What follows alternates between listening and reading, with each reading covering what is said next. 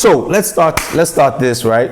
We have quite a bit of of ground to cover. I hope I can quickly get through this and make it work. And as always, I just trust that it'll be worth your while, and this is something that will really help you. So let's start by saying that if you have a partnership going on, or so what I'm going to do today is that I'm just going to share about maybe about 10 tips. I hope I can get through it all. I'm going to share very quickly about 10 tips, very quick. Right? And the idea is that I want you to think about the partnership that you are running, or the partnership that you are trying to run, and then think about what exactly you need to do to make it work, right? I'm very passionate about ensuring that your business works, about ensuring that the partnership in your business works, and all of that works. Okay, so it's very important that you please understand some of the things that I'm saying today. If you have questions, please go ahead and ask your questions.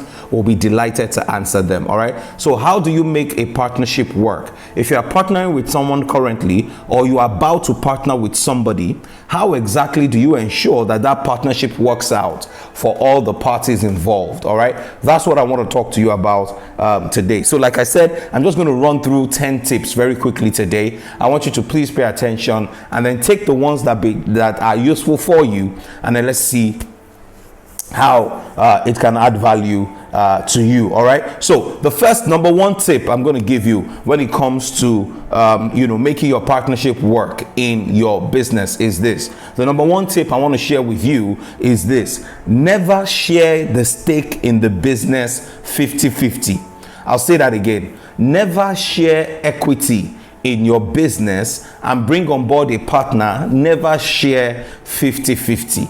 The reasons are very simple, right?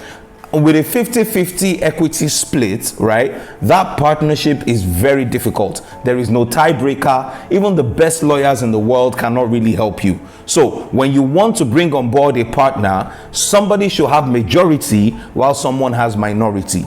Somebody is always the initiator of the idea, while some other person, right, is a support person on the idea. So never share 50-50, because at that point, even the best lawyers in the world really cannot help you and cannot really help your business. All right, so that's very important for you to please bear in mind. Number one, don't share 50-50. In fact, if you can, don't even share 51-49. That's cutting it too close. My suggestion will be the minimum is about 60-40, right, where one person has 60% and the other person has 40%, right? And what you can then do is that two of you, if you want to bring on board other people, two of you can be diluted, or two of you can be ring fenced. So what that means is that if you want to give somebody else 20%, you and that person can have 60-40 of the remaining 80%. So you are ring fenced in that situation. All right, but as much as possible in any partnership,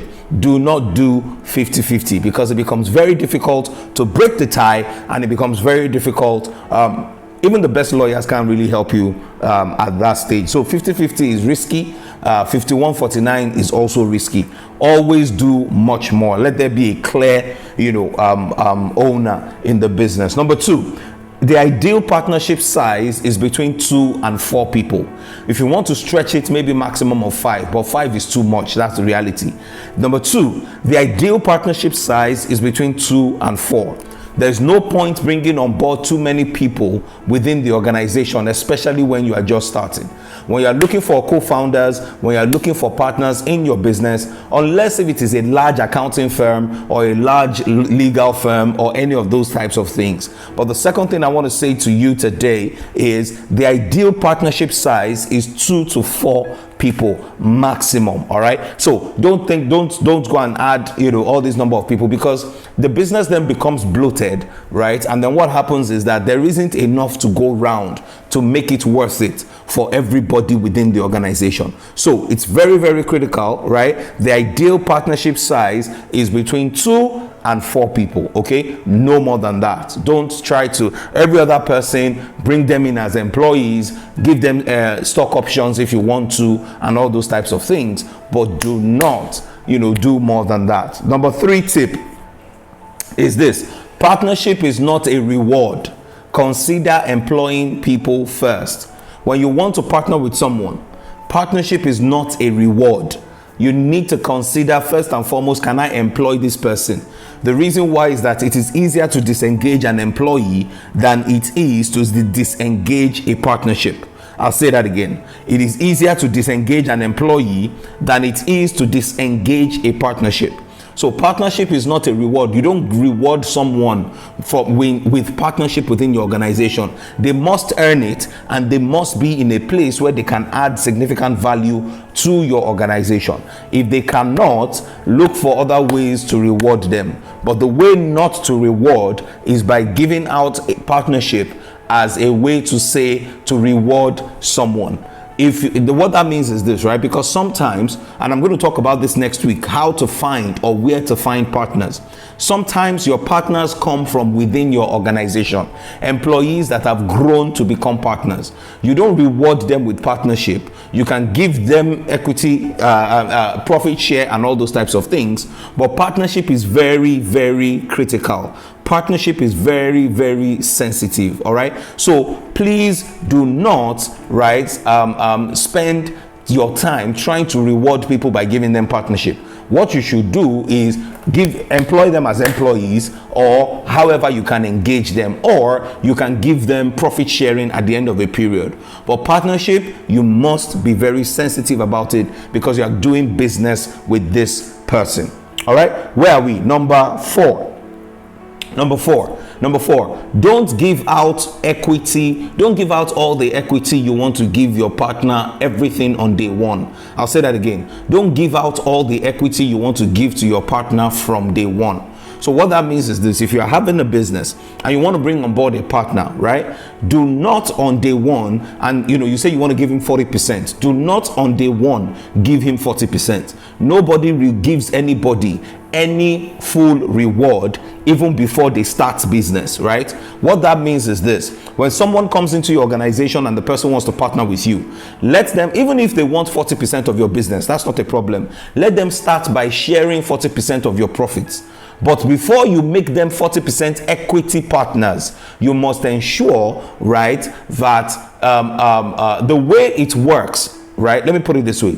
The way it works is this: nobody gives anybody all 100% of the equity you want to give them from day one. You do something that is called vesting. What is vesting? Vesting is a situation where we agree that over the next 4 years, I'm going to give you 40% of my business, right? Now, the shares I'm going to give you will vest because you will earn those shares over time. So what that means is, in day one, or by the time you start, after month one, if I'm going to give you 40% equity in my business, right, and you are going to work with me for 4 years, 4 times 12 is 48 months, right?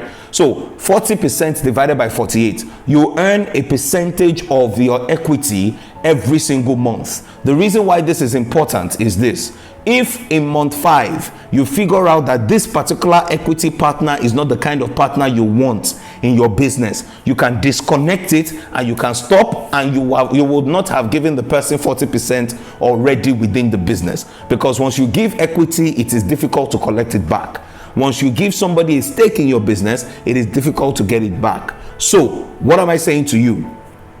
Don't give everything from day one. Always vest the shares, because you may find out that you have the wrong partner. All right. So when somebody comes to meet you and say, okay, we're going to share this business 60-40, you take 60, I take 40, not a problem. The only challenge is this: your 40%, I'm not going to give you everything on day one. I'm going to give you first and foremost maybe 1% month 1, another 1% month 2, so that by the end of month 3 you have 3%. If at that period, and subject to you meeting certain KPIs, right, you do not meet those KPIs, then what will happen is that we can disconnect the partnership. You take your 3% or 4% and you move on. All right. But I will not have giving you 40%. What that does for me is that it gives me an opportunity to bring on board another partner, and that person can take up from where you left off, who will probably be a more suitable partner for me than the other person. All right.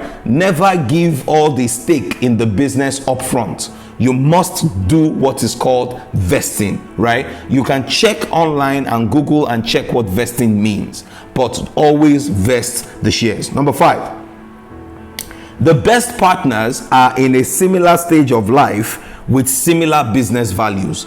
The best partners are in a similar stage of life, right? Or with similar values. What that means is this: if you are a single person and you're about to do a tech startup, and you are partnering with someone who is married, already has 3 children, they may not be able to hustle the way you will hustle.